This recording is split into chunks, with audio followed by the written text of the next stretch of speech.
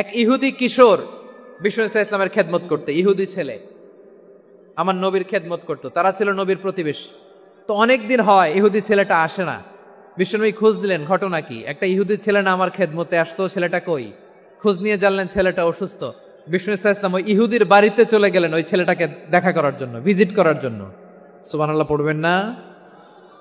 গেলেন, যে দেখে ইহুদি ছেলেটা মুমূর্ষ, জান যায় যায় ভাব, বিছানায় পড়ে আছে, তার বাবা দাঁড়ানো।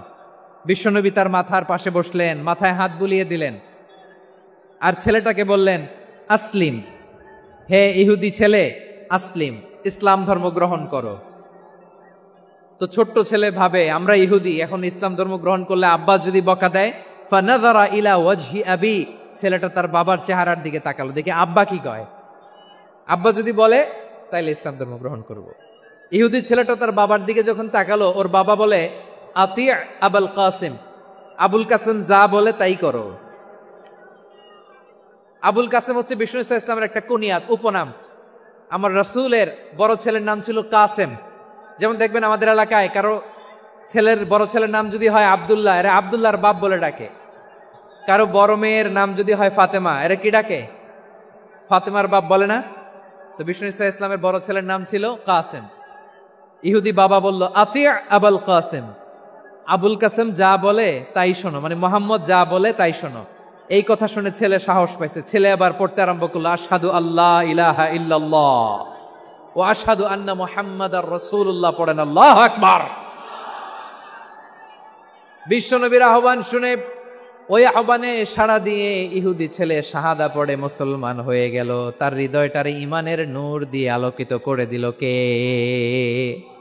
এবার রাসূল সাল্লাল্লাহু আলাইহি ওয়াসাল্লাম বের হয়ে আসলেন ঘর থেকে, আর পড়লেন, আলহামদুলিল্লাহিল্লাযী আনকাযাহু মিনান নার, প্রশংসা সে আল্লাহর, যে আল্লাহ জাহান্নামে চলে যাচ্ছিল প্রায় এমন একটা লোককে মুহূর্তের মধ্যে কালেমায়ে শাহাদাতের বদৌলতে জান্নাতি বানায় দিলেন। আওয়াজ করে পড়েন সুবহানাল্লাহ। বিষ্ণু ইসলামের স্ত্রীর নাম ছিল আয়েশা রাদিয়াল্লাহু তাআলা আনহা, আবু বকর রাদিয়াল্লাহু তাআলা আনহুর মেয়ে। আবু বকর রাদিয়াল্লাহু তাআলা আনহুর আরেক মেয়ের নাম হচ্ছে আসমা। দুজনই আবু বকর রাদিয়াল্লাহু তাআলা আনহুর মেয়ে। আসমা আর আয়েশা দুজন বোন, এক মায়ের না, বাবা এক মা দুইজন। আয়েশা রাদিয়াল্লাহু তাআলা আনহার মায়ের নাম উম্মে রুমান, আর আসমা রাদিয়াল্লাহু তাআলা আনহার মায়ের নাম কুতাইলা বিনতে আব্দুল উজ্জা। আবু বকর রাদিয়াল্লাহু তাআলা আনহু 4টা বিয়ে করেছিলেন। তো একই ঘটনা ঘটেছে এই ফ্যামিলিতে। আসমা ইসলাম ধর্ম গ্রহণ করে মুসলিমা, কিন্তু তার মা কুতাইলা মুশরিকা। আই রিপিট, বোঝার জন্য আমি আবারও বলি, আসমা রাদিয়াল্লাহু তাআলা আনহা মুসলিমা, আর আসমার মা কুতাইলা মুশরিকা। তার মানে মেয়ে মুসলিম, মা অমুসলিম, ভেজাল আছে না নাই? কিন্তু কুতাইলা আর ধৈর্য ধারণ করতে পারে না। নার ছেড়া ধন, কলিজার টুকরা ধন, কলিজার টুকরা সন্তান আসমারে দেখতে বড্ড মন চায়। সাইয়েদানা আসমা রাদিয়াল্লাহু তাআলা আনহা মক্কা থেকে হিজরত করে মদিনায় চলে গেলেন হুদাইবিয়ার পর। যখন মক্কা মদিনার ট্রাফিক স্বাভাবিক হলো, মক্কার লোক মদিনায় যায়, মদিনার লোক মক্কায় আসে। কুতাইলা কলিজার টুকরা সন্তান আসমারে দেখার জন্য কিছু উপহার নিয়ে বিশাল মরুপথ পাড়ি দিয়ে মক্কা থেকে মদিনায় যায়। সুবহানাল্লাহ বলেন। এখন মা আসছে মেয়ের সাথে দেখা করতে, মেয়ে তো আর দেখা দেয় না। মেয়ে ভাবছে আমার মা তো মুশরিকা, অপবিত্রা, তার সাথে কি দেখা দেয়া যাবে? বিশ্বনবীর দরবারে চলে গেলেন। সুবহানাল্লাহ বলেন। কি সৌভাগ্যবান ছিল তারা, মাসলা জানার দরকার হলেই নবীর দরবারে চলে যেত। ঘরে বউয়ের সাথে ঝগড়া হলে নবীর দরবারে চলে যেত। অনেক সাহাবী বলে, আমার পেটে ক্ষুধা লাগলো আমি নবীর কাছে চলে যেতাম, কারণ নবীর চেহারার দিকে তাকালেই আমার পেটের ক্ষুধা মিটে যেত। সাইয়েদানা আসমা রাদিয়াল্লাহু তাআলা আনহা বিশ্বনবীর কাছে চলে গেলেন, যে বললেন, ইয়া রাসূলুল্লাহ, হে ইয়া হাবিবাল্লাহ, ইন্না উম্মি কাদিমাতুন ইলাইয়া ওয়া হিয়া রাগিবা, আমার মা মক্কা থেকে অনেক দূর মরুর পথ পাড়ি দিয়ে উপহার সামগ্রী নিয়ে মদিনায় আমার সাথে দেখা করতে এসেছে গো নবী। আমার জানতে বড্ড ইচ্ছে হয় আমি আমার মুশরিকা মায়ের সাথে একটু দেখা করতে পারবো কিনা। আফা আসিলুহা, আগে যেমনি আমি আমার মায়ের সাথে ভালো আচরণ করতাম, যেমনি আমি আমার মায়ের সাথে সদাচরণ করতাম গো নবী, এখন আমি মুসলিমা, মা মুশরিকা, এখনো কি আগের মতো সদাচরণ করতে পারবো নাকি? বিশ্বনবী বললেন, নাম সিলিহা, হ্যাঁ রে আসমা, অবশ্যই অবশ্যই, আগে ঠিক যেমন তুমি তোমার মায়ের সাথে ভালো আচরণ করতে, এখনো তেমনি আগের মতো ভালো আচরণ করবা। আওয়াজ করে পড়েন সুবহানাল্লাহ। সপ্তম হিজরিতে বিষ্ণু ইসলাম সব সুপার পাওয়ারের কাছে চিঠি দিলেন, রোমান সম্রাটের কাছে, পারস্য অধিপতির কাছে, মিশরের অধিপতির কাছে, সবার কাছে চিঠি লিখলেন। চিঠির ভাষা ছিল এরকম, মিন মুহাম্মাদিন রাসূলিল্লাহ ইলা মুকাওকিস আযীমিল কিবত, মুহাম্মদ রাসূলুল্লাহর পক্ষ থেকে মিশরের বাদশার কাছে, আসলিম তাসলাম, ইসলাম মানো শান্তিতে থাকবা, সালামুন আলা মান ইত্তাবা আল হুদা, শান্তি তার জন্য যে হেদায়েতের অনুসরণ করে। সুবহানাল্লাহ পড়েন। তো এই চিঠি অনেকে ভালোভাবে রিসিভ করেছে, অনেকে এই চিঠি পাওয়ার পরে নবীর কাছে আবার ইন রিটার্ন উপহার পাঠিয়েছে। কি পাঠিয়েছে? উপহার। মিশরের বাদশা মুকাওকিস তিনি বিশ্বনবীকে বিশাল এক উপহারের ডালি পাঠিয়েছেন। মিশরের বাদশা মুকাওকিস ছিলেন ধর্মে খ্রিস্টান। লালমনিরহাটের ভাইয়েরা আওয়াজ করে বলেন, মিশরের বাদশা ধর্মে কি ছিল? খ্রিস্টান। কি উপহার দিয়েছিল আমার নবীকে? শুনতে মনে চায়? 1000 স্বর্ণমুদ্রা। 1000 স্বর্ণমুদ্রা। 2টা খ্রিস্টান দাসী, একজনের নাম মারিয়া বিনতে শামউন আল কিবতিয়া, আরেকজনের নাম সিরিন বিনতে শামউন আল কিবতিয়া। একজন খ্রিস্টান দাস 20 থান কাপড় জামা বানানোর জন্য, আমরা নবী যেন সেলাই করে জামা বানাতে পারে এজন্য 20 থান কাপড়, 20 থান ফাইন গার্মেন্ট। সুবহানাল্লাহ পড়বেন না? এরপরে একটা গাধা যেটার নাম ছিল উফাইর, আর একটা খচ্চর, এটার নাম ছিল দুলদুল। খচ্চর চিনেন? গাধা আর ঘোড়ার ক্রসিং এ যে প্রাণীটা দুনিয়াতে আসে ওটার খচ্চর বলে। তো এই যে সুপার পাওয়ার খ্রিস্টান বাদশার কাছে নবী চিঠি লিখলেন, ওই খ্রিস্টান বাদশা আমার নবীকে উপহার দিল। বিশ্বনবী এই উপহারগুলো সানন্দে গ্রহণ করেছে। সুবহানাল্লাহ পড়বেন না? তাহলে অমুসলিম কেউ যদি আপনাকে উপহার দেয়, হালাল উপহার হলে আপনি গ্রহণ করতে পারবেন। অনুরূপভাবে পারস্যের বাদশা, রোম সম্রাট বিশ্বনবীকে উপহার পাঠিয়েছেন। আমার নবী সবগুলো উপহার গিফট গ্রহণ করেছেন। সুবহানাল্লাহ বলেন। তাহলে প্রিয় লালমনিরহাট, আওয়াজ করে বলুন, ইসলাম কি ন্যারো মাইন্ডেড রিলিজিয়ন না ব্রড মাইন্ডেড? আম্মাজান আয়েশার কাছে মাসালা জানতে চায় মেয়েরা, হে আম্মাজান, অগ্নি উপাসকেরা তাদের ঈদের দিন নওরোজের সময় আমাদেরকে পাখি দেয়, নেওয়া যাবে? উনি বললেন, ওরা জবাই করে দিলে নেওয়া যাবে না, কিন্তু ওরা যদি ফলমূল এরকম খাবার দেয় এগুলো নেওয়া যাবে। তার মানে অমুসলিমদের দেয়া উপহার এটা গ্রহণ করা যায়। সুবহানাল্লাহ বলেন। শুধু তাই নয়, বিষ্ণু ঈসা ইসলাম অমুসলিমদের সাথে আর্থিক লেনদেনও করেছেন, ফিনান্সিয়াল ডিলিং করেছেন। অমুসলিমদের সাথে প্রয়োজনে আপনি ফিনান্সিয়াল ডিলিং করতে পারবেন। আমরা প্রায় দেখি বাজারের মিষ্টির দোকানগুলো আমার হিন্দু ভাইদের। লালমনিরহাটে মিষ্টির দোকান, দইয়ের দোকান কারা চালায়? হিন্দুরা চালায় না। তারপরে যে বারবার শপ, চুল কাটে যে নাপিত, অধিকাংশ নাপিতের দোকানে কারা? আমার হিন্দু ভাইরা। তা আপনি চুল কাটতে পারবেন কিনা? পারবেন কিনা বলেন? পারবেন। তার দোকান থেকে দই মিষ্টি কিনতে পারবেন কিনা? হ্যাঁ, আমার মুসলিম ভাইয়ের দোকান থাকলে ওইটারে আমি বেশি প্রায়োরিটি দিব, ঠিক কিনা? কিন্তু যদি তাদের সার্ভিস নিতে চান, প্রোডাক্ট নিতে চান, পারবেন। তার দলিল সহিহ বুখারী, আম্মা জান আয়েশা রাদিয়াল্লাহু তাআলা আনহা বলেন, ইশতারা রাসূলুল্লাহ সাল্লাল্লাহু আলাইহি ওয়াসাল্লাম মিন ইয়াহুদিন তুআমান ওয়া রাহানাহু দিরআহু মিন হাদিদ। রাসূল সাল্লাল্লাহু আলাইহি ওয়াসাল্লাম এক ইহুদির কাছ থেকে, কার কাছ থেকে?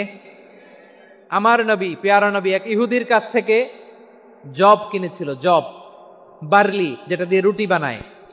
ওই জবের দাম দেওয়া টাকা পয়সা নবীর কাছে ছিল না, ফলে নবী ওনার একটা পোশাককে মর্গেজ রেখেছিলেন, মর্গেজ, বন্ধক, যে এখন এটার দাম দিতে পারবো না, কয়েক কেজি বার্লি নিয়ে যাই আর বন্ধক হিসেবে আমার জামাটা রেখে গেলাম, যেই দিন দাম দিব ওই দিন জামাটা ছুটাই নিয়ে যাব। বাকিতে নিছিলেন, বাকিতে। দিরআহু মিন হাদিদ, লোহার তৈরি বর্ম, মানে যুদ্ধের পোশাক, লোহা দিয়ে বানানো। বিশ্বনবী বললেন, কয়েক কেজি জব দাও, টাকাটা পরে দিব, এখন টাকা নাই, বন্ধক হিসেবে, মর্গেজ হিসেবে আমার জামা রেখে গেলাম, যখন টাকা দিব জামা ছুটাই নিব। আওয়াজ করে বলতে হবে সুবহানাল্লাহ। এ থেকে বোঝা গেল অমুসলিমদের সাথে ফিনান্সিয়াল ডিলিং করা যায়, অর্থনৈতিক লেনদেন করা যায়, কেনাবেচা করা যায়, প্রোডাক্ট কেনা যায়। এমনকি আমাদের মসজিদে নববীতে বারান্দায় আপনার একটা অটোমেটিক ফ্লাইং আমব্রেলা দেখছেন?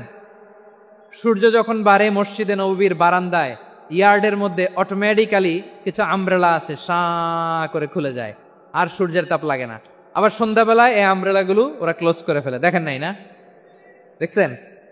এই মসজিদে নববীকে সর্বোচ্চ উন্নত মানের কনস্ট্রাকশন ইনফ্রাস্ট্রাকচারে ডেভেলপ করার জন্য কর্তৃপক্ষ কিছু অমুসলিম ইঞ্জিনিয়ারের ডিজাইনারের সহায়তা নিয়েছিল। সুবহানাল্লাহ বলেন। কোন দলিলের ভিত্তিতে? এই দলিলের ভিত্তিতে যে বিষ্ণু ঈসা ইসলাম অমুসলিমদের সাথেও লেনদেন করেছেন। আওয়াজ করে বলতে হবে আল্লাহু আকবার।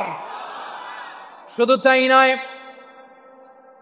ইন কেস অফ ইমার্জেন্সি, প্রয়োজনে ইসলামের খাতিরে ইসলামকে সামনের দিকে এগিয়ে নিয়ে যাওয়ার জন্য অমুসলিমদের সাপোর্ট নেওয়া জায়েজ আছে। সুবহানাল্লাহ বলেন। অমুসলিমদের সাপোর্ট নেয়া, তাদের থেকে অর্থ নেয়া, পলিটিক্যাল সাপোর্ট, পলিটিক্যাল অ্যাসাইলাম নেওয়া জায়েজ আছে। খুলনাতে সর্বশেষ যে আমি প্রোগ্রাম করে গেলাম, সেখানে কয়েকশো হিন্দু ভাই আসছে আমাদের আলোচনা শুনতে, আলহামদুলিল্লাহ। অনেক বৌদ্ধরা আসে, অনেক খ্রিস্টানরা আসে। এবার সফরেও অনেক হিন্দু ভাইরা আমার সাথে দেখা করেছে। তারা বলেছে, হুজুর আমরা আপনার আলোচনা শুনি। আলহামদুলিল্লাহ বলেন। So it's our responsibility to present our religion to our non-Muslim brothers and sisters.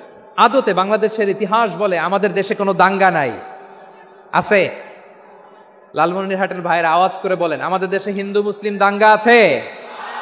আমরা ভাই ভাই, আওয়াজ করে বলুন তো আমরা কি ভাই ভাই। কিন্তু কিছু দুষ্ট লোক আছে, তারা আমাদের সম্পর্কের মধ্যে ফাটল ধরাতে চায়, ঠিক কিনা বলেন? মাঝে মাঝে ঝগড়া লাগাতে চায়। দেখবেন পত্রপত্রিকায় দেখা যায় বিভিন্ন ধর্মীয় উপাসনালয়গুলোতে হামলা চালানো হয়। এগুলো রাজনৈতিক উদ্দেশ্য প্রণোদিত, এগুলোর সাথে ইসলামের কোনো সম্পর্ক নাই।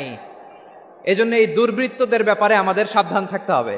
আমরা সবসময় যেমনি ঐক্যবদ্ধ, ইউনাইটেড, আমরা যদি এরকম ইউনাইটেড থাকি, এই সমস্ত দুর্বৃত্তদের কালো হাত ভেঙে দিতে আমাদের 1 ঘন্টাও লাগবে না। চিল্লায় বলো ঠিক কি না?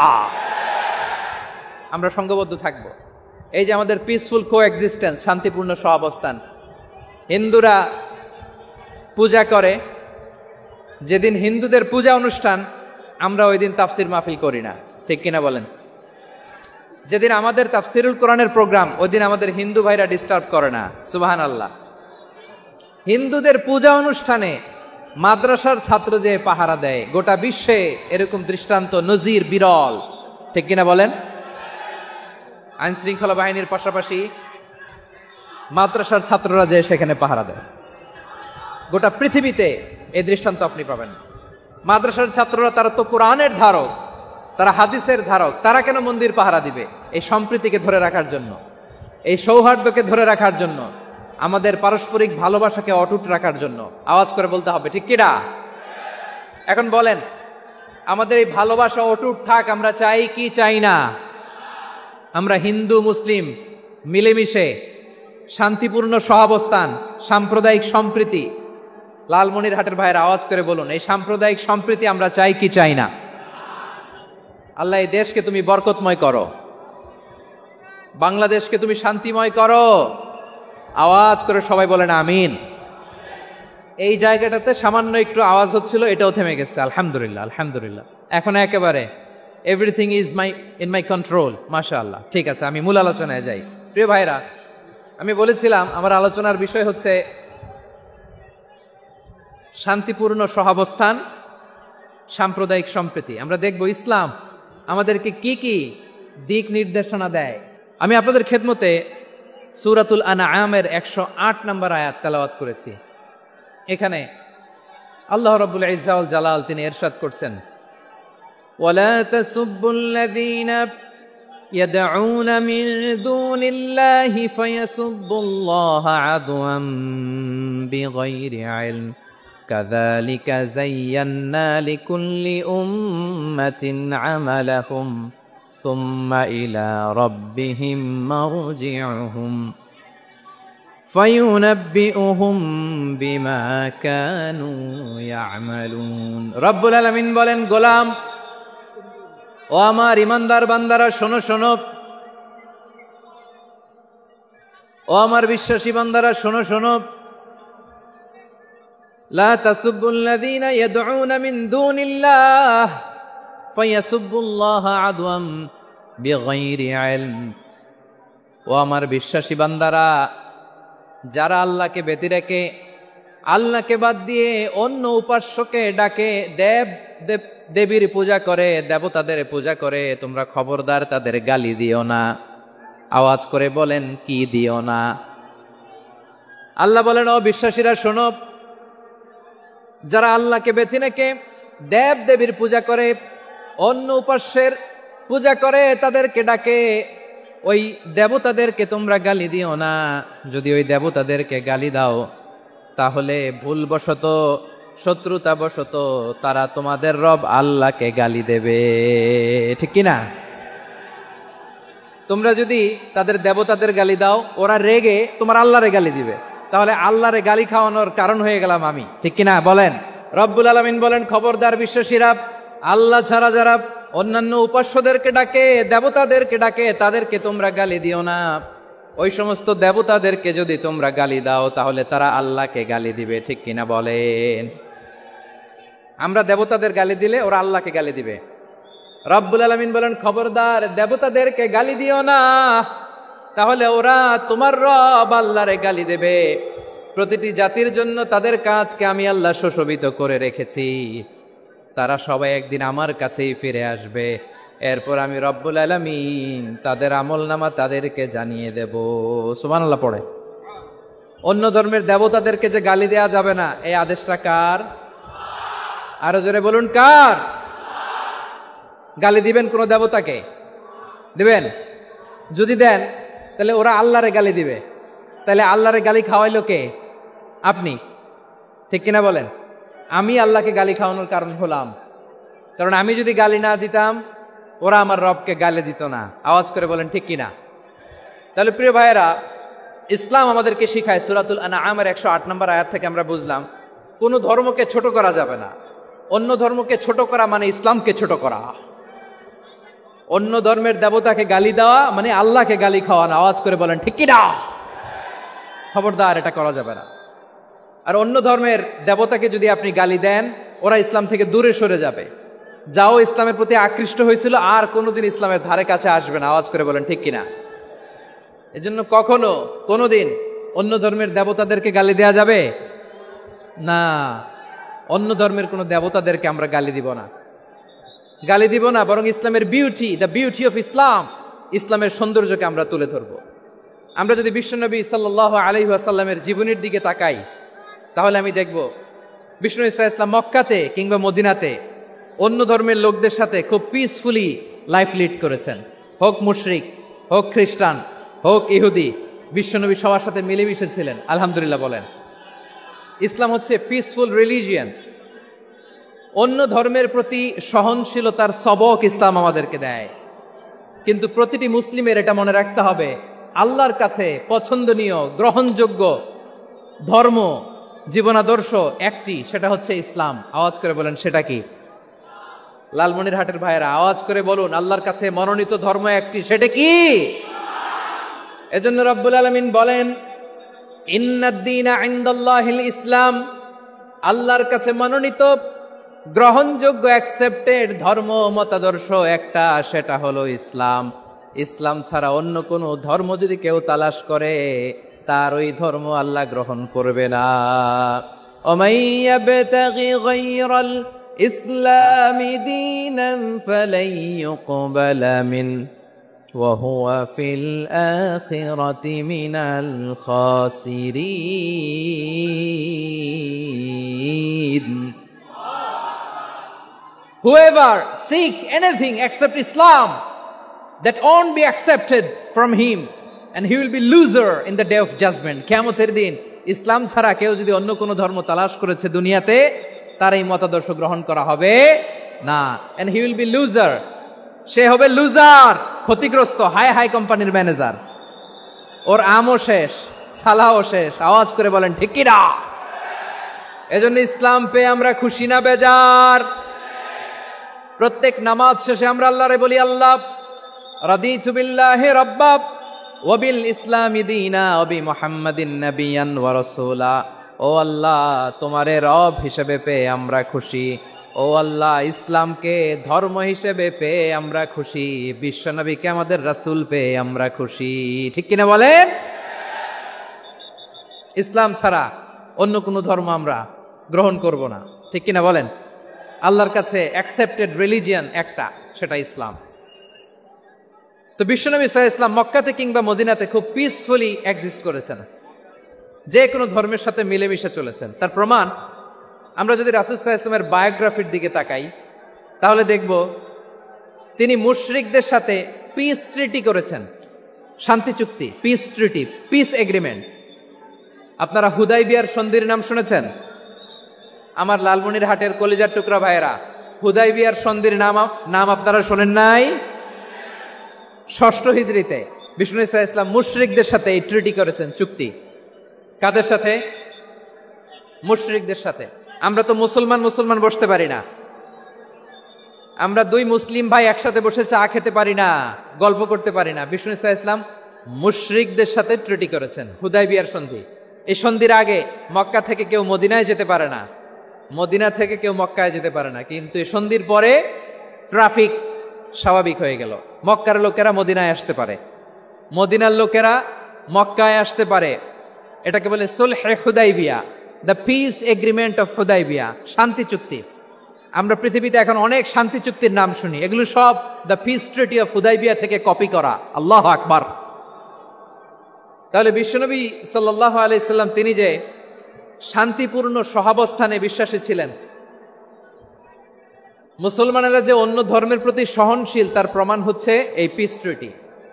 শুধু তাই নয়, মাইকের সাউন্ডটা একটু বাড়ায় দিতে হবে, খুব দুর্বল, একটু মজবুত করতে হবে, আর একটু ক্লিন করতে হবে, আর সবগুলা জায়গায় সাউন্ড যাচ্ছে কিনা একটু ক্রস চেক করতে হবে। হ্যাঁ, পাবেন দিচ্ছে mic operator, he is trying his level best, দিচ্ছে।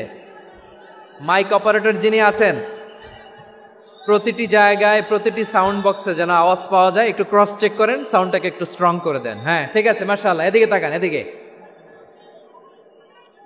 মক্কার পার্ট গেল, পিস এগ্রিমেন্ট করলেন, শান্তি চুক্তি। বিষ্ণু ঈসা ইসলাম মদিনায় যে কি করলেন? মদিনায় যে বিষ্ণু ঈসা ইসলাম মদিনা চার্টার করলেন, মদিনা সনদ, সাহিফাতুল মদিনা, এটার বলে মদিনা চার্টার। যে ওয়েস্টে, ইউরোপে, আমেরিকাতে তারা অনেক চার্টার করে, সব চার্টার মদিনা চার্টার থেকে কপি করা। আওয়াজ করে পড়েন সুবহানাল্লাহ। বিষ্ণু ঈসা ইসলাম মদিনায় গেলেন, মদিনাতে মুসলিম, মুশরিক, ইয়াহুদি, এই তিন ধর্মের লোক মিলে সব স্টেক হোল্ডার যারা আছে সবাইকে নিয়ে বিষ্ণু ঈসা ইসলাম মদিনা চার্টার করলেন, মদিনা সনদ। পড়েন সুবহানাল্লাহ। শুধু তাই নয়, মক্কাতে বিশ্বনবী পিস এগ্রিমেন্ট করলেন, শান্তি চুক্তি মুশরিকদের সাথে। মদিনাতে যে বিশ্বনবী মদিনা চার্টার করলেন, মদিনা সনদ করলেন ইহুদিদের সাথে। আবার মদিনাতে বিশ্বনবী ইহুদিদের সাথে পিস ডায়ালগ করলেন, ইন্টারফেথ ডায়ালগ করলেন, আন্তধর্মীয় সংলাপ করলেন, যেই সংলাপের মূল ভিত্তি ছিল তাওহীদ। মূল ভিত্তি ছিল কি? তাওহীদ। বিশ্বনবী ইহুদিদেরকে ডাকলেন, আহ্বান করলেন, কুল ইয়া আহলাল কিতাবি তাআলাউ ইলা কালিমাতিন সাওয়াইন বাইনানা ওয়া বাইনাকুম আল্লা না'বুদা ইল্লাল্লাহ ওয়া লা নুশরিকা বিহি শাইআন ওয়া লা ইয়াত্তাখিযা বা'দুনা বা'দান আরবাবাম মিন দুনিল্লাহ فإن تولوا فقولوا اشهدوا بأننا مسلمون। সুবহানাল্লাহ পড়েন।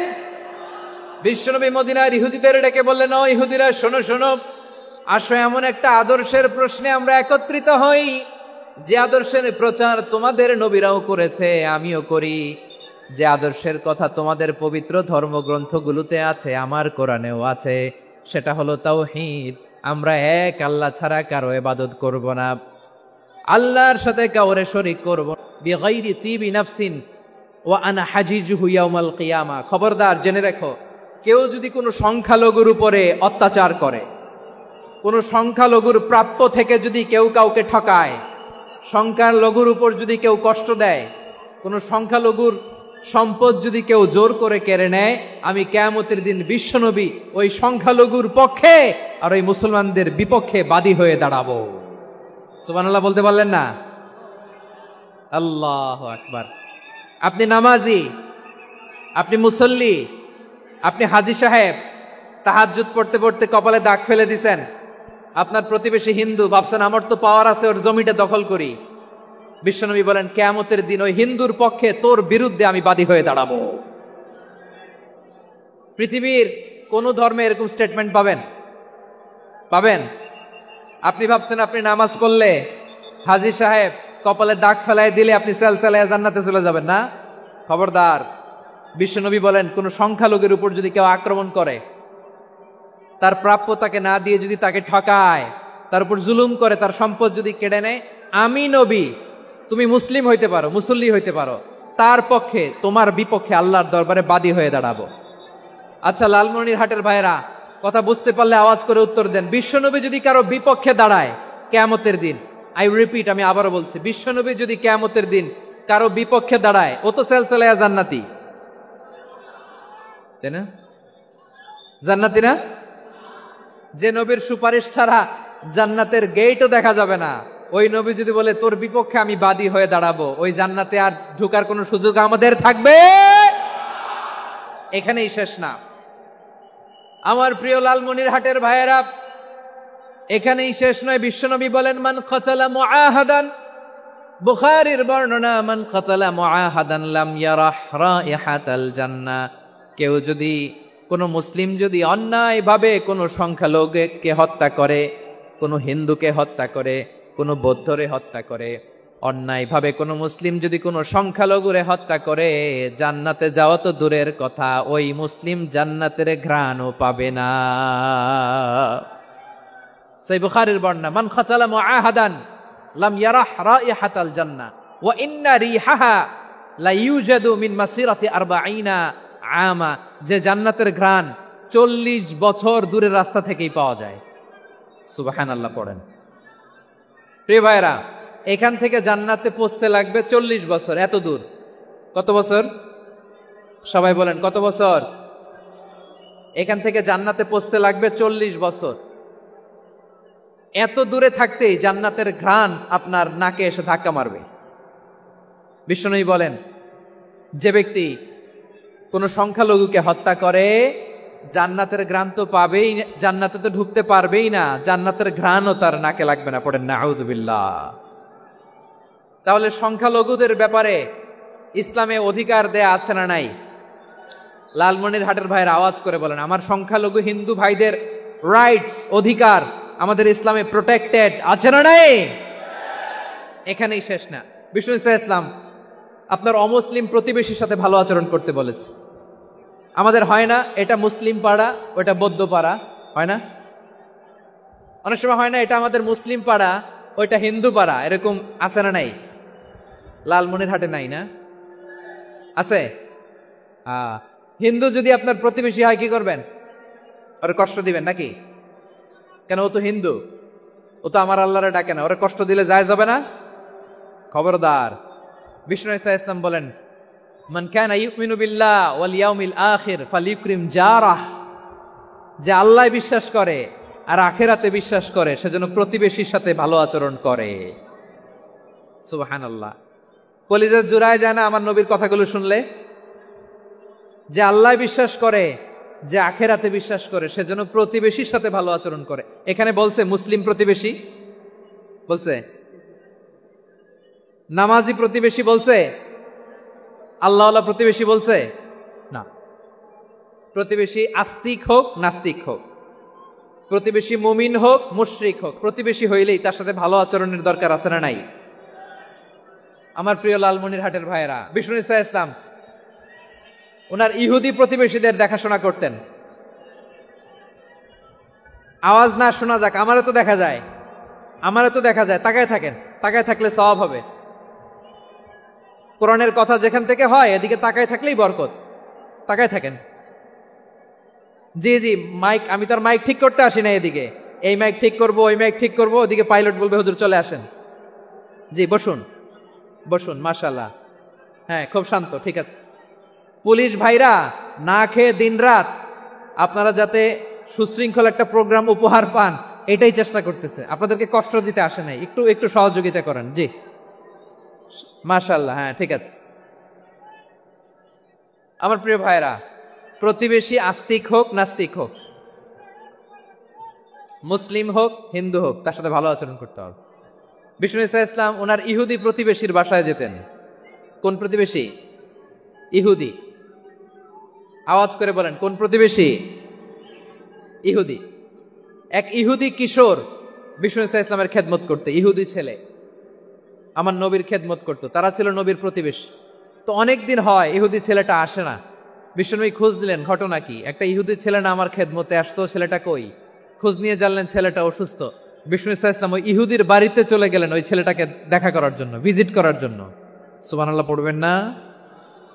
গেলেন, যে দেখে ইহুদি ছেলেটা মুমূর্ষ, যান যান যায় যায় ভাব, বিছানায় পড়ে আছে, তার বাবা দাঁড়ানো। বিশ্বনবী তার মাথার পাশে বসলেন, মাথায় হাত বুলিয়ে দিলেন, আর ছেলেটাকে বললেন আসলিম, হে ইহুদি ছেলে আসলিম, ইসলাম ধর্ম গ্রহণ করো। তো ছোট্ট ছেলে ভাবে আমরা ইহুদি, এখন ইসলাম ধর্ম গ্রহণ করলে আব্বা যদি বকা দেয়। ফানাযারা ইলা ওয়াজহি আবি, ছেলেটা তার বাবার চেহারার দিকে তাকালো, দেখি আব্বা কি কয়।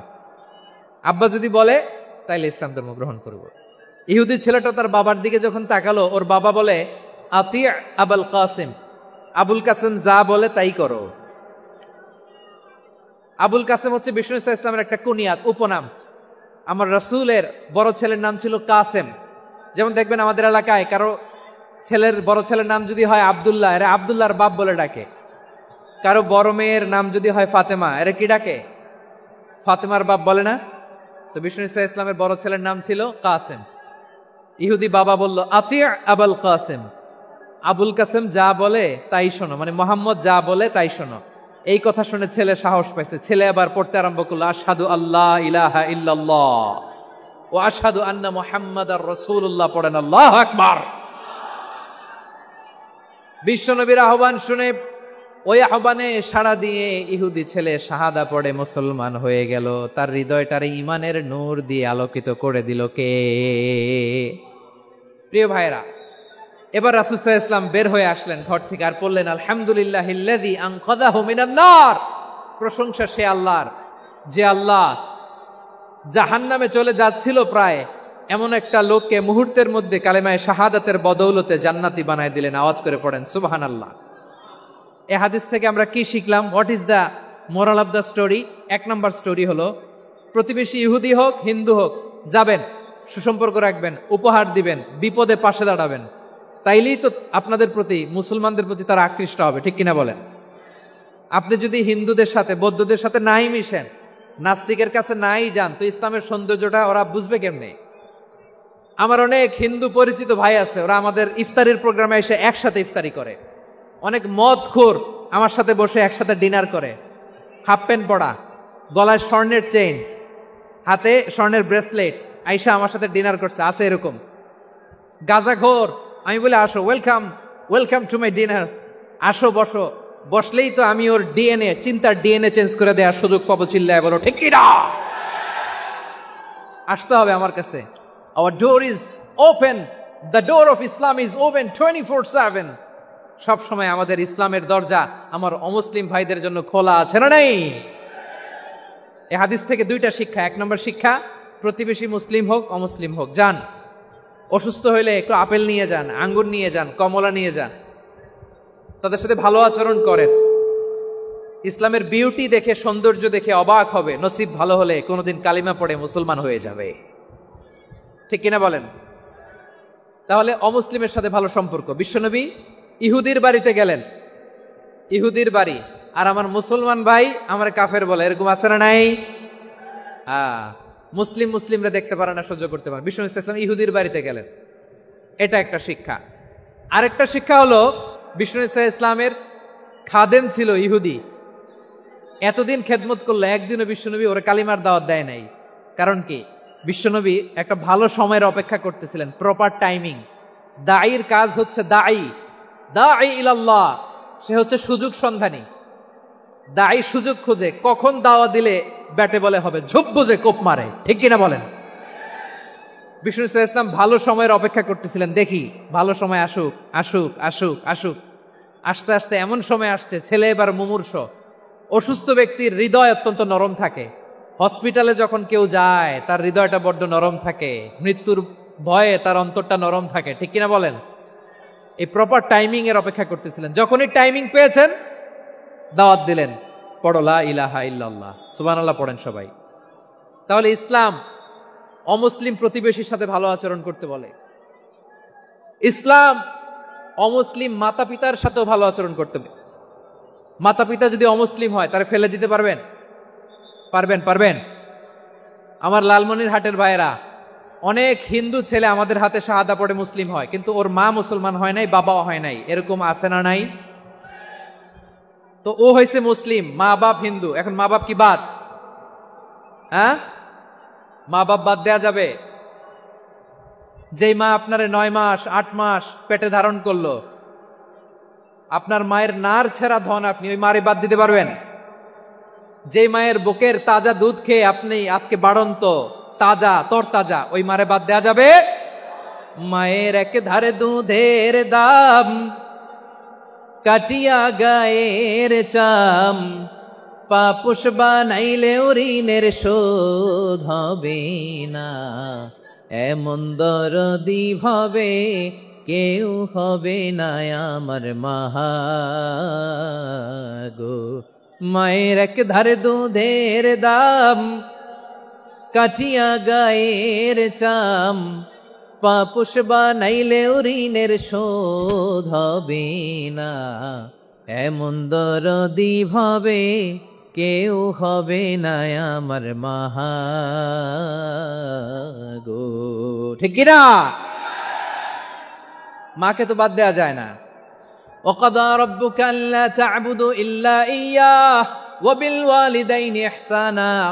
আল্লাহ বলে অবধারিত 2টা ভার্ডিক্ট তোমাদের জন্য, এক আল্লাহর ইবাদত করবা আর মা বাবার প্রতি ইহসান করবা। আদেশটা কার? মা বাবার প্রতি ইহসান করতে হবে। আমার মা হিন্দু হোক ভালো আচরণ করতে হবে, বৌদ্ধ হোক ভালো আচরণ করতে হবে। আমার যে সমস্ত হিন্দু ভাইয়েরা মুসলিম হয়েছে, তোমাদের মা বাবা এখনো মুসলমান হয় নাই, তাদের সাথে ভালো আচরণ করতে হবে। আপনাদের খেদমত নিজে করতে হবে অথবা খেদমতের ব্যবস্থা করাই দিতে হবে। মান্থলি যে খরচ লাগে এটা দিতে হবে। আরে তুমি এখন মুসলিম, তোমার মা বাবা হিন্দু, এখনই তো সুযোগ ইসলামের সৌন্দর্য দেখানোর। এখন মা বাবা যদি দেখে আরে এটা হিন্দু থাকতে তো বদমাইশ ছিল, বেয়াদব ছিল, কি এমন ধর্ম সে গ্রহণ করলো যেটা গ্রহণের সাথে সাথে সে পাল্টে গেল? কি এমন ধর্ম সে গ্রহণ করেছে যেটা তার জীবনকে আলোকিত করে দিয়েছে? নসিব ভালো হইলে তারাও কালিমা পড়ে মুসলমান হয়ে যাবে। বিষ্ণু ইসলামের স্ত্রীর নাম ছিল আয়েশা রাদিয়াল্লাহু তাআলা আনহা, আবু বকর রাদিয়াল্লাহু তাআলা আনহুর মেয়ে। আবু বকর রাদিয়াল্লাহু তাআলা আনহুর আরেক মেয়ের নাম হচ্ছে আসমা। কি নাম? দুজনই আবু বকর রাদিয়াল্লাহু তাআলা আনহুর মেয়ে, আসমা আর আয়েশা। নাম দুইটা কেমন লাগে? আসমা নামটা কেমন লাগে? আয়েশা নামটা কেমন লাগে? সবার ভালো লাগে নাই? নাম দুটো আপনাদের ভালো লাগে? লালমনিরহাটে অনাগত যদি কন্যা সন্তান হয়, যদি মনে চায় আসমা রেখে দিতে পারবেন, যদি মনে চায় আয়েশা রেখে দিয়েন। দেশে বিদেশে এয়ারপোর্টে রাস্তাঘাটে শুধু বলে হুজুর একটা নাম দেন, আমার ছেলের একটা নাম দেন, মেয়ের একটা নাম দেন। তো আমার মনে আছে যশোরের 8 দিনের মাহফিলে আমি 1-2টা নাম দিয়েছিলাম। আজকে লালমনিরহাটের এই প্রোগ্রামে কন্যা সন্তান যদি হয় 2টা নাম দিলাম, আসমা কিংবা আয়েশা। ইনশাআল্লাহ পড়েন। দুজন বোন, এক মায়ের না, বাবা এক মা দুইজন। আয়েশা রাদিয়াল্লাহু তাআলা আনহার মায়ের নাম উম্মে রুমান, আর আসমা রাদিয়াল্লাহু তাআলা আনহার মায়ের নাম কুতাইলা বিনতে আব্দুল উজ্জা। আবু বকর রাদিয়াল্লাহু তাআলা আনহু 4টা বিয়ে করেছিলেন। তো একই ঘটনা ঘটেছে এই ফ্যামিলিতে। আসমা ইসলাম ধর্ম গ্রহণ করে মুসলিমা, কিন্তু তার মা কুতাইলা মুশরিকা। আই রিপিট, বোঝার জন্য আমি আবারও বলি, আসমা রাদিয়াল্লাহু তাআলা আনহা মুসলিমা, আর আসমার মা কুতাইলা, আওয়াজ করে বুঝে থাকলে বলেন, আসমার মা মুশরিকা। তার মানে মেয়ে মুসলিম, মা অমুসলিম। ভেজাল আছে না নাই? কিন্তু কুতাইলা আর ধৈর্য ধারণ করতে পারে না।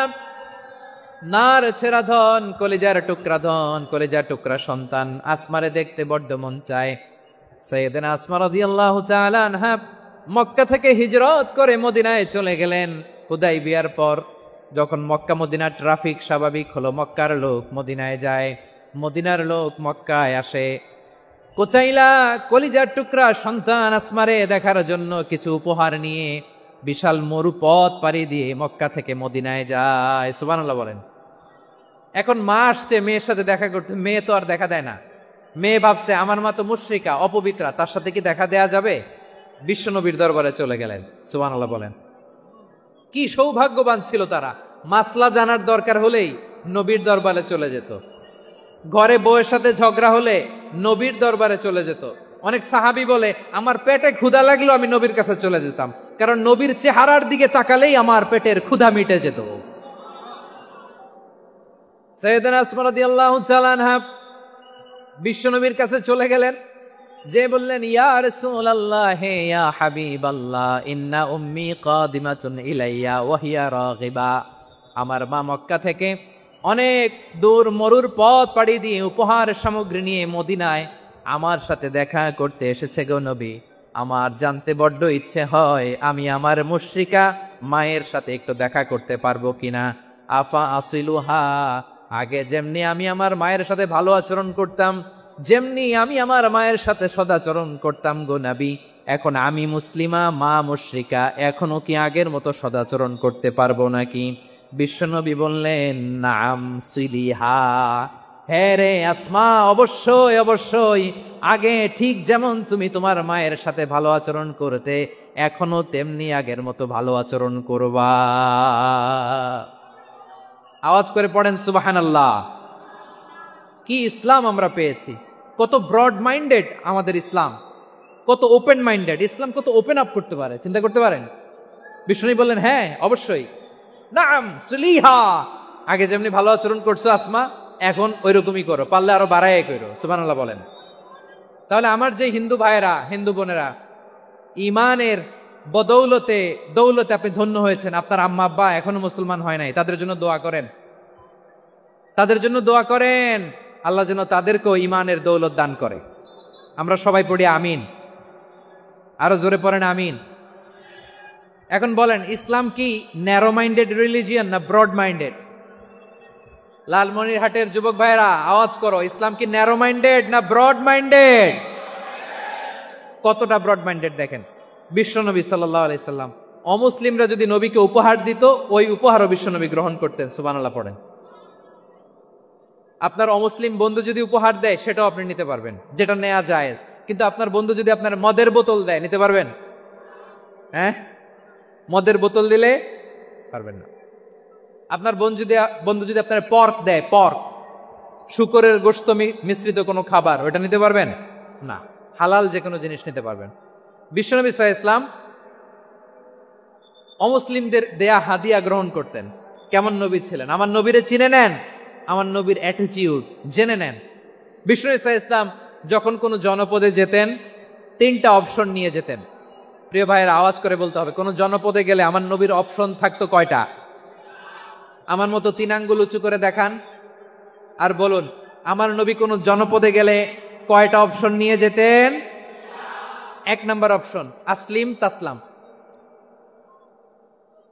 নতুন এলাকায় গেলে বলতেন আসলিম তাসলাম, ইসলাম ধর্ম গ্রহণ করো, শান্তিতে থাকবা, আমার ভাই হয়ে যাবা, আমরা ভাই ভাই, ইসলাম মানো, আমরা ভাই ভাই। অপশন নাম্বার কত? 1। যদি বলে না ইসলাম মানবো না, ওকে, অপশন নাম্বার 2, মুসলিম হওয়ার দরকার নাই, লা ইকরাহা ফিদ্দিন, ইসলামে কোনো বাড়াবাড়ি নাই।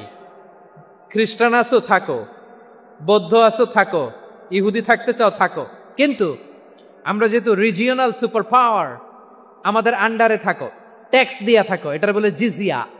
আলেম যারা আছেন বুঝবেন, এটার আরবিতে কি বলে? জিজিয়া। You pay us the tax, we will give you the security.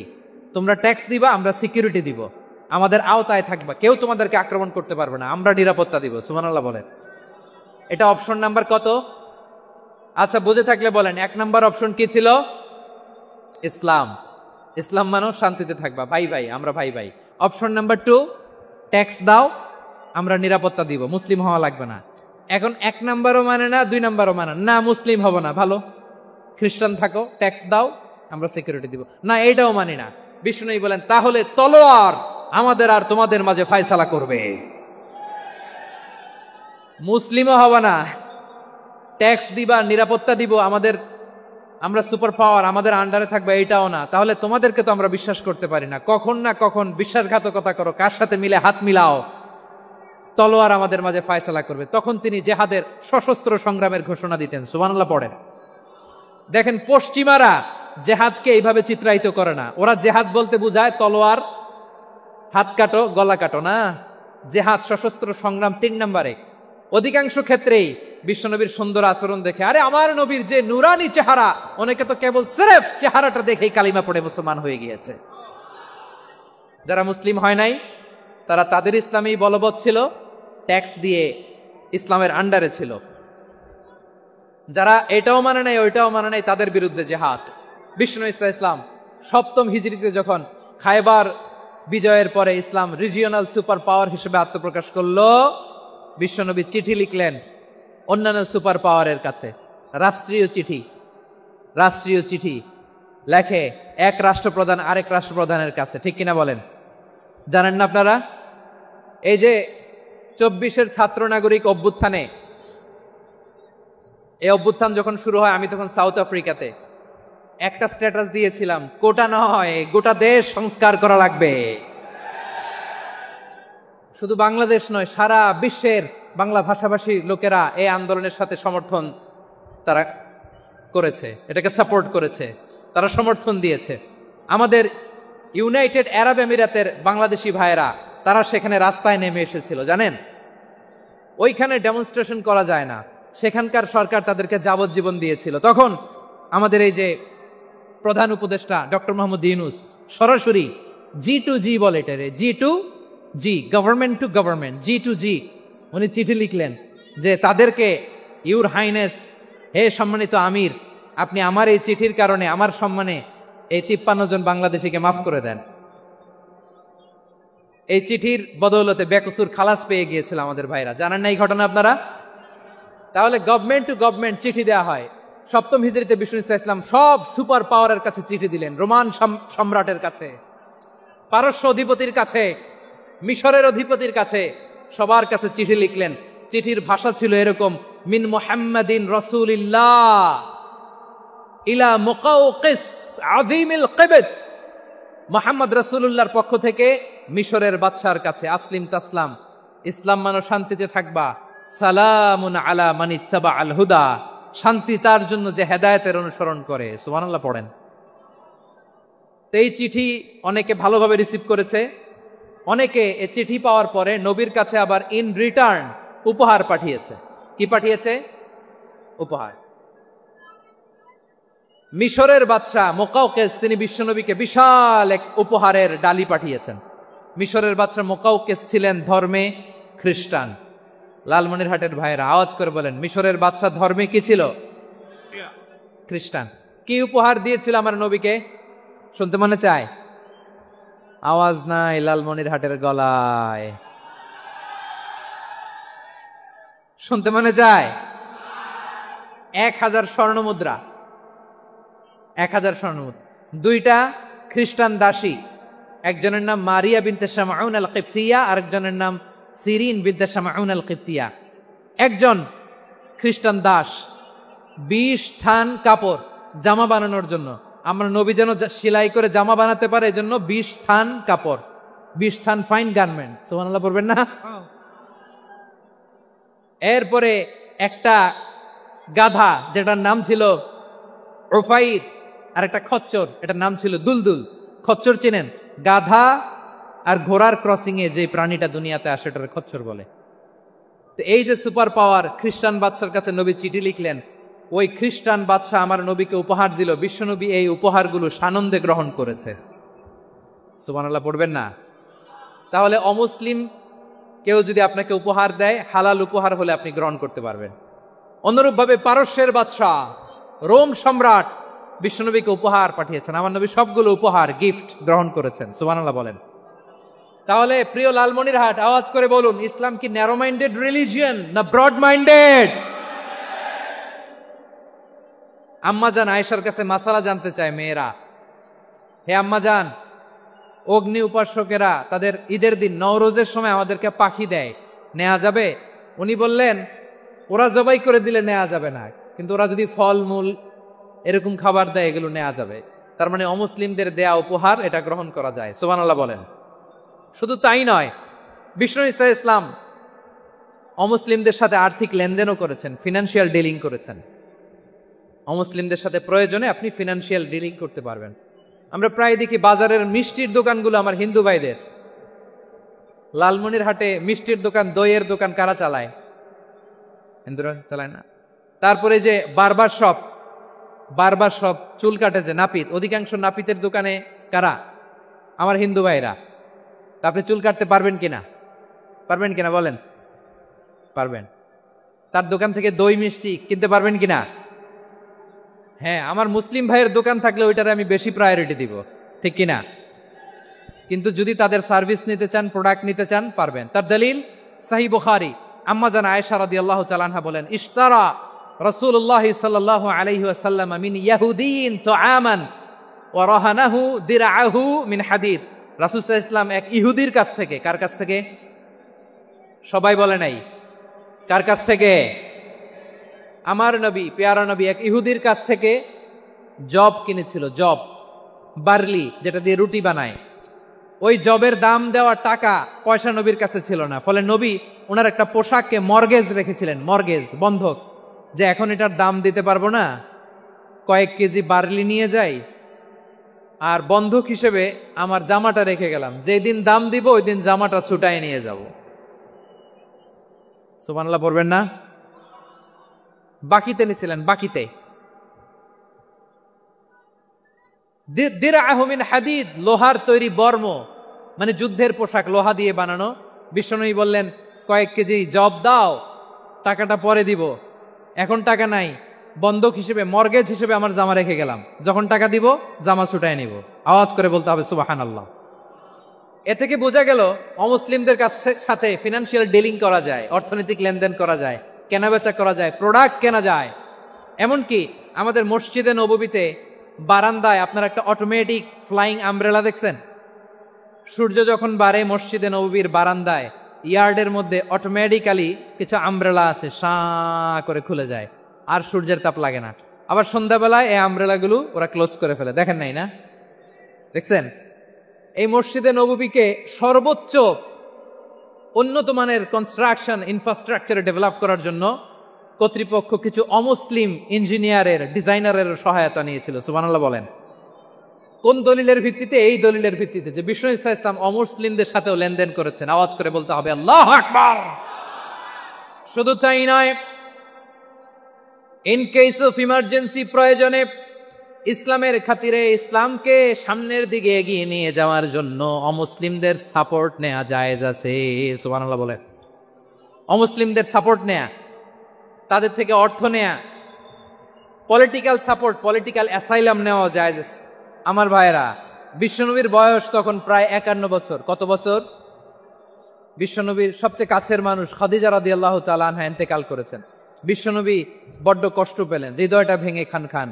যিনি ঘরের ভেতরে বিশ্বনবীকে সান্ত্বনা দিতেন, ভালোবাসা দিতেন, বাইরে গেলে কুরাইশরা বকাঝকা করে, অত্যাচার করে, কিন্তু আম্মাজান খাদিজা রাদিয়াল্লাহু তাআলা আনহা ঘরটারে এমন শান্তির নীড় বানায় রেখেছেন, এই ঘরের ভিতরে ঢুকলে বিশ্বনবীর কলিজাটা ঠান্ডা হয়ে যেত। এজন্য রব্বুল আলামিন বলেন, খাদিজা, ও আমার বান্দি খাদিজা, জান্নাতে এমন স্পেশাল একটা ঘর আমি তোমার জন্য রেডি করে রেখেছি। ওই ঘরের মধ্যে কোনো আওয়াজ নাই, ওই ঘরের মধ্যে কোনো নয়েজ নাই, ওই ঘরে কোনো বিশৃঙ্খলা নাই।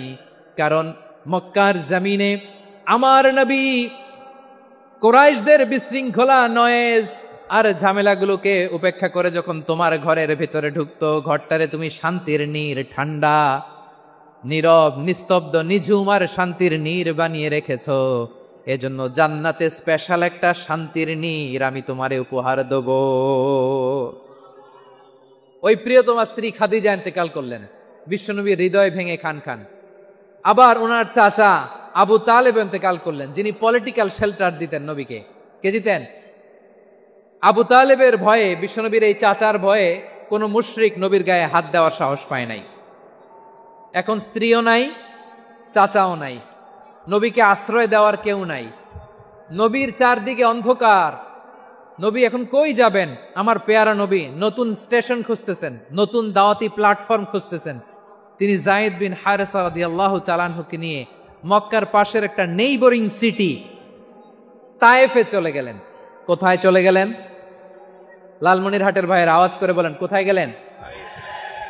তায়েফে চলে গেলেন দিনের দাওয়াত দেওয়ার জন্য। কি দেওয়ার জন্য? নাকি জমি কিনতে গেছিলেন? জমি কিনতে, দুনিয়ার যশ খ্যাতির জন্য, নিজের কোনো লাভের জন্য? তায়েফবাসীদেরকে জাহান্নামের আগুন থেকে বাঁচানোর জন্য। আওয়াজ করে বলতে হবে, ঠিক কিনা? বিশ্বনবী বিশাল মরুপথ, পাহাড়ি পথ পাড়ি দিয়ে তায়েফের মরুজমিনে গেলেন কোরআনের দাওয়াত নিয়ে, ইমানের দাওয়াত নিয়ে। কিন্তু তায়েফের লোকেরা বিশ্বনবীর দাওয়াতকে শুধু প্রত্যাখ্যান করেই থামে নাই, তারা বিশ্বনবীর সাথে অত্যন্ত খারাপ আচরণ করেছে, বিশ্বনবীকে শারীরিকভাবে হেনস্থা করেছে, আমার নবীকে শারীরিকভাবে অত্যাচার করেছে, আমার পেয়ারা নবীর গায়ে পাথর মেরেছে, বিশ্বনবীর গা বেয়ে ঝরঝর করে রক্ত ঝরেছে, নবী জামিনের মধ্যে লুটিয়ে পড়েছেন, আবার মেরেছে, আবার নবী হাঁটতে শুরু করলেন, পেছন থেকে আবার মেরেছে, আবার নবী রক্তাক্ত হয়ে জামিনের মধ্যে লুটিয়ে পড়লেন, আবার মেরেছে। বিশ্বনবীর মতো এত সুশ্রী মানব, বিশ্বনবীর মতো এত শুভ্র মানব, বিশ্বনবীর মতো এমন চমৎকার দেহাবয়ব দিয়ে রব্বুল আলামিন কাউকে বানান নাই। এরকম চমৎকার মানুষটাকে তারা তায়েফের ওই জমিনে রক্তাক্ত করেছে। বিশ্বনবী দুনিয়ার কোনো স্বার্থের জন্য সেখানে যান নাই, নিজের কোনো লাভের জন্য, প্রাপ্তির জন্য যান নাই, তায়েফবাসীদের জাহান্নামের আগুন থেকে বাঁচাতে গিয়েছেন। ঠিক কিনা বলেন? খে না খে দিনী প্রচারের কাজে নিজেকে দিয়েছ বিলিয়ে, তায়েফের কাফিরেরা চিনল না সে আলো, দুষ্ট ছেলেদের পিছু দিল লেলিয়ে, পাথরের আঘাতে ক্ষত বিক্ষত হয়ে সারা শরীর থেকে রক্ত ঝরে। হে রাসূল তোমাকে বলি আমি কেমন করে, হে রাসূল তোমাকে বলি আমি কেমন করে। পারেন না আপনারা? ধরুন আমার সাথে, হাজার ব্যথা বেদনার পরে ফিরে আসনি তুমি আপন ঘরে, দিনের আলো তুমি ছড়িয়ে দিতে, চলে গেলে মদিনায় মক্কা ছেড়ে। হে রাসূল তোমাকে ভুলি আমি কেমন করে, হে রাসূল তোমাকে ভুলি আমি কেমন করে। ঠিক কিনা বলেন? প্রিয় ভাইরা, তায়েফের ছেলেরা নবীকে রক্তাক্ত করলো। আমার নবী কই যাবে? কই যাবে? মক্কায় জায়গা নাই, তায়েফে জায়গা নাই। তায়েফ থেকে ভারাক্রান্ত মন নিয়ে আমার নবী মক্কায় ফিরে আসলেন। বিশ্ব নবী মক্কায় ঢুকতে পারেন না। মক্কার মরুভূমির দিকে তাকিয়ে, উপত্যকার দিকে তাকিয়ে বিশ্বনবী ধা ধা করে কাঁদেন, ঝরঝর করে নবীর চেহারা মোবারক থেকে চোখের পানিগুলো বেয়ে বেয়ে পড়ে। আমার জন্মস্থান, আমার শৈশব, কৈশোর, যৌবন কেটেছে এই মক্কায়, আমার এলাকায় আমি ঢুকতে পারি না। বিশ্বনবী মক্কার অনতি দূরে দাঁড়িয়ে জায়েদকে পাঠালেন, জায়েদ যাও দেখো কেউ আমাকে সাপোর্ট করার মতো আছে কিনা, যাও অমুকের কাছে যাও। জায়েদ গেলেন, তারাও প্রত্যাখ্যান করে ফিরিয়ে দেয়। বিশ্বনবী বললেন যাও অমুক লোকের কাছে যাও, তিনিও প্রত্যাখ্যান করে ফিরিয়ে দিলেন। কেউ বিশ্বনবীকে আশ্রয় দিতে রাজি হয় না। নিজ জন্মভূমিতে বিতাড়িত বিশ্বনবী, সর্বশেষ বিশ্বনবী বললেন যাও মুতঈম ইবনে আদির ঘরে যাও। মুতঈম ইবনে আদি মুশরিক, তার কাছে যাও। গেলেন, মুতঈম ইবনে আদি রাজি হয়ে গেল। সুবহানাল্লাহ বলেন। দেখেন, অনেক বিপদের সময়ও, আমি নিজে সাক্ষী, সামাজিকভাবে, রাজনৈতিকভাবে কত ঝঞ্ঝা, কত ষড়যন্ত্র, কত কনস্পাইরেসি পাড়ি দিয়ে আমাদেরকে সামনে এগিয়ে যেতে হয়। এই শত্রুদের ভেতরেও একজনকে দাঁড় করিয়ে দেয় যে আল্লাহর কোরআনের জন্য রেডি হয়ে যায়। পড়েন সুবহানাল্লাহ। মুতঈম ইবনে আদি, আল্লাহ তার মনকে নরম করে দিলেন। মুতঈম বলে, মোহাম্মদ আমি তোমাকে আশ্রয় দিব। তার দুই ছেলেকে পাঠালেন, যাও খোলা তলোয়ার নিয়ে, স্কট দিয়ে, গার্ড অফ অনার দিয়ে মোহাম্মদকে মক্কায় ঢুকাও, আর বলো আমি আমান দেব। আমান কি দিব? আমান মানে সিকিউরিটি, নিরাপত্তা। সিকিউরিটি ছাড়া, আমান দেওয়া ছাড়া কেউ থাকতে পারতো না মক্কায়। দুই ছেলে বিষ্ণু ঈসা ইসলামকে নিয়ে আসলো। নবী কাবার চারদিকে তাওয়াফ করলেন, নামাজ পড়লেন। আবু জাহেল, উতবা, সাইবা, ওয়ালিদ ইবনে মুগিরা সবাই দেখে, কেউ কিছু করতে পারে না। কারণ মুতঈম ইবনে আদি ঘোষণা দিয়েছেন, আমি মুহাম্মদকে আমান দিয়েছি, মুহাম্মদের গায়ে যেন কেউ স্পর্শ না করে। আওয়াজ করে পড়েন সুবহানাল্লাহ। নবীর এই বিপদকালে মুহূর্তে মুতঈমের হৃদয়টারে নরম করে দিল কে? আচ্ছা লালমনিরহাটের ভাইয়েরা বলেন, এই মুতঈম কি মুসলিম ছিল না মুশরিক? সবাই বলতে হবে, মুসলিম না মুশরিক? তাহলে মুশরিকের কাছ থেকে নবী পলিটিক্যাল অ্যাসাইলাম, আধুনিক রাষ্ট্রবিজ্ঞানের ভাষায় পলিটিক্যাল অ্যাসাইলাম, যেটাকে বলে রাজনৈতিক আশ্রয়, উনার আমান বা নিরাপত্তার এই ঘোষণায় তিনি মক্কায় ঢুকলেন। যতদিন নিরাপত্তা ছিল ছিলেন। মুতঈম যখন মারা গেল, বিষ্ণু ঈসা ইসলাম হিজরত করে মদিনায় চলে গেলেন। সুবহানাল্লাহ।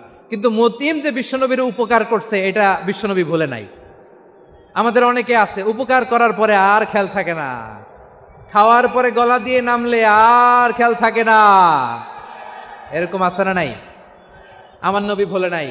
বদরের প্রান্তরে 70 জন কাফেরকে যখন বন্দী করে বিশ্বনবীর সামনে হাঁটু গেড়ে দাঁড় করানো হলো, বসানো হলো, 70 জন কাফের। কয়জন? বিশ্বনবী তাদের দিকে তাকিয়ে বললেন, সহিহ বুখারীর বর্ণনা, লাউ কানাল মুতঈম ইবনে আদি হাইয়ান সুম্মা কাল্লামানি হাউলাই নাতনা লা তারাকতুহুম লাহু। বদরের প্রান্তরে 70 জন বন্দী কাফিরের দিকে তাকিয়ে আমার নবী বললেন, আজকে মুতঈম ইবনে আদি যদি বেঁচে থাকতো আর তোমাদের 70 জনের ব্যাপারে যদি মুতঈম এক বাক্যে একটা সুপারিশ করত, তার সম্মানে আজকে তোদের সবাইরে আমি মাফ করে দিতাম। সুবহানাল্লাহ নাই? ওই যে চিল্লাচিল্লি যে কথা বোঝে নাই, কোন জিনিস মিস করছে ওরা নিজেরাও বোঝে নাই। বিশ্বনবী মুতঈমের এই সাহায্যের কথা বলে নাই। 70 জন মুশরিক হাঁটু গেড়ে বসা, নবী চাইলে এখনই এক্সিকিউশন অর্ডার দিতে পারে। তিনি বললেন, আজকে যদি মুতঈম বেঁচে থাকতো আর মুতঈম যদি তোদের জন্য সুপারিশ করতে, এই আবর্জনাগুলোর ব্যাপারে সুপারিশ করতে, আমি মুহূর্তেই তোদেরকে এমনি মাফ করে দিতাম।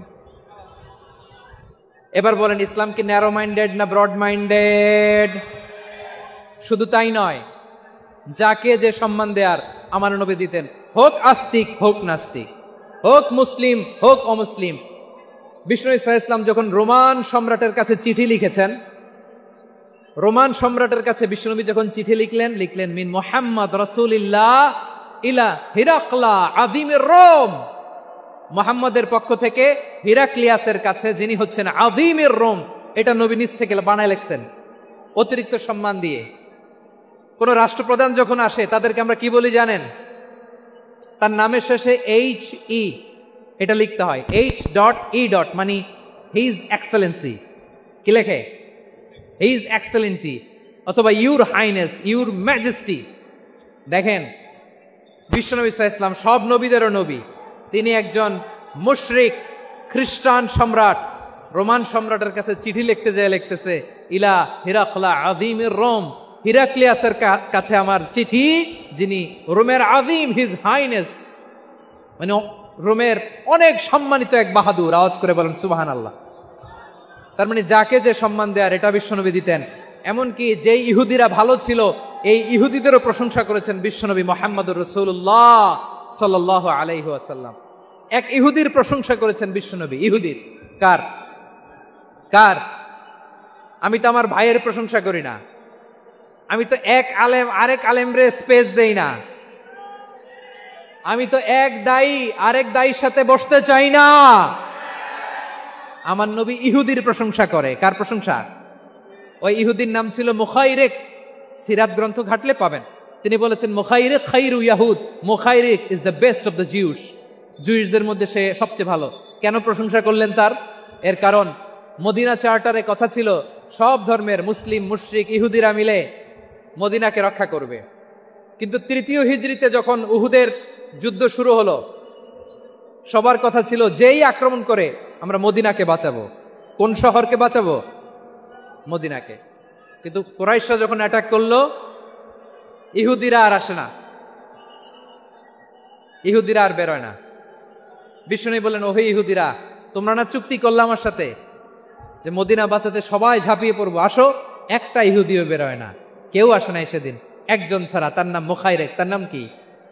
মুখাইরেক বাহাদুরের মতো ঘোড়সাওয়ার হয়ে বেরিয়ে গেলেন এবং বললেন, গোটা ইহুদি সাম্রাজ্যের একজনও যদি না আসে, আমি মুখাইরেককে কেউ ঘরে আটকে রাখতে পারবে না। বেরিয়ে আসলেন, এসে বললেন, আমি মুহাম্মদের পক্ষে যুদ্ধ করব। আমি মারা গেলে আমার সম্পদ আমার উত্তরাধিকারীরা পাবে না, আমার সম্পদ তোমরা মুহাম্মদকে দিয়ে দিবা। সুবহানাল্লাহ বলেন। উহুদের ময়দানে 70 জন মুসলমান শহীদ হলো। এই ইহুদি, সেও মুসলমানের পক্ষে যুদ্ধ করে নিহত হলো। সুবহানাল্লাহ বলেন। মুসলিমদের লাশ যখন নিয়ে আসা হলো, এই মুখাইরিকের লাশও নিয়ে আসা হলো। মুসলিমদের লাশের পাশে মুখাইরিকের লাশ দেখে বিশ্বনবী মুখাইরিকের প্রতি অনেক খুশি হলেন। আর বিশ্বনবী খুশি হয়ে বললেন, মুখাইরিক খায়রু ইয়াহুদ। মুখাইরিক, যদিও তুমি ইহুদি, তারপরেও তুমি সব ইহুদিদের মধ্যে সেরা ইহুদি। পড়েন সুবহানাল্লাহ। আমার নবী ইহুদিকেও সম্মান দিতে কার্পণ্য করে নাই। আওয়াজ করে বলেন আল্লাহু আকবার। প্রিয় ভাইরা, এবার সর্বশেষ আওয়াজ করে বলেন, ইসলাম কি ন্যারো মাইন্ডেড নাকি ব্রড মাইন্ডেড? সবাই বলেন, ন্যারো মাইন্ডেড না ব্রড মাইন্ডেড? এজন্য অমুসলিম হইলেই তারা আমাদের শত্রু নয়। শত্রু কারা? এই লালমনির হাটের ভাইয়েরা শোনেন, শত্রু কারা? যে সমস্ত অমুসলিম আমাদেরকে নিশ্চিহ্ন করে দিতে চায়, যে সমস্ত অমুসলিম আমাদের ভূখণ্ড থেকে আমাদেরকে তাড়িয়ে দিতে চায়, যে সমস্ত অমুসলিম আমার ধর্ম নিয়ে তুচ্ছতাচ্ছিল্য করে চিল্লায় বলেন ঠিক কিনা, তারা আমাদের শত্রু। সাধারণ অমুসলিমরা আমার শত্রু নয়। এই যে হিন্দুরা থাকে, এরা আমার ভাই, বৌদ্ধরা আমার ভাই, খ্রিস্টানরা আমার ভাই, ইহুদিরা আমার ভাই। তারা দিনই ভাই নয়, তারা মায়ের পেটের ভাই নয়, তারা মানবিক দিক থেকে ভাই। ও মানুষ, আমিও মানুষ। ইসলাম মানুষকে সম্মান করে, চিল্লায় বলো ঠিক কিনা।